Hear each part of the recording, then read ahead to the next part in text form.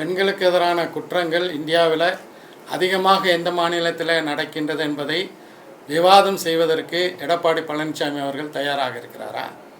நான் அறுதியிட்டு உறுதியாக சொல்வேன், அவர் இப்போது யாருடன் கைகூட்டு வந்துகிறாரோ அந்த பாஜக ஆளக்கூடிய மாநிலங்கள், அது மராட்டியமாக இருந்தாலும் சரி, உத்தரப்பிரதேசமாக இருந்தாலும் சரி, இது போன்று வட இந்தியாவில் பல மாநிலங்களில் பெண்களுக்கு எதிரான குற்றங்கள் அதிகமாக நடக்கக்கூடிய ஆட்சி பாஜகவினுடைய ஆட்சி என்பதை உறுதியாக சொல்ல முடியும். தேவாலயங்கள், பள்ளிக்கூடங்கள், அதே போல் பள்ளிவாசல்கள், இது போன்று மக்கள் வாழக்கூடிய இடங்கள், வாழ்விடங்கள், ஏழை எளிய மக்கள் வாழக்கூடிய இடங்கள், வளர்ச்சி என்ற பேரில் அதுதான் இடித்து தள்ளக்கூடிய ஒரு ஆட்சி பாஜகவினுடைய ஆட்சி. எனவே பெண்களுடைய பாதுகாப்பை பற்றி எடப்பாடி பழனிசாமி அவர்கள் பேசுவதற்கு யாரோடு அவருக்கு கூட்டணி வைத்திருக்கிறார் என்பதை பார்க்கும்போது எந்த வகையிலையும் நியாயம் இல்லை.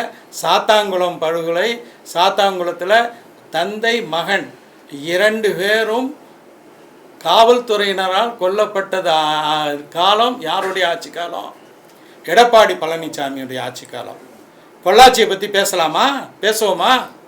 பொள்ளாச்சியில் நடந்த அந்த வன்புரட்சி மோசமான செயல்கள் எடப்பாடி பழனிசாமி ஆட்சியில் தான் நடைபெற்றது. எனவே ஸ்டெர்லைட் ஆலையில், ஸ்டெர்லைட்டில் மக்கள் உரிமைக்காக போராடியவர்கள் மீது காக்கா குருவியை சுடுவது போல சுட்டு தள்ளிய ஆட்சி எடப்பாடி பழனிசாமியுடைய ஆட்சி. இப்படி ஒன்று நடந்ததே என்று கேட்கும்போது தொலைக்காட்சியில் தான் நான் பார்த்தேன்னு சொல்லக்கூடிய ஒரு நிலையில தான் எடப்பாடி பழனிசாமி அவர்கள் தமிழ்நாட்டின் முதலமைச்சராக இருந்தார் என்பது வரலாறாக இருக்கிறது. எனவே மிக சிறப்பான ஒரு ஆட்சியை செஞ்சுருக்காங்க.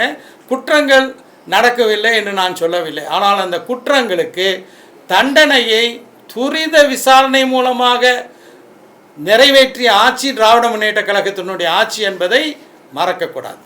நன்றி.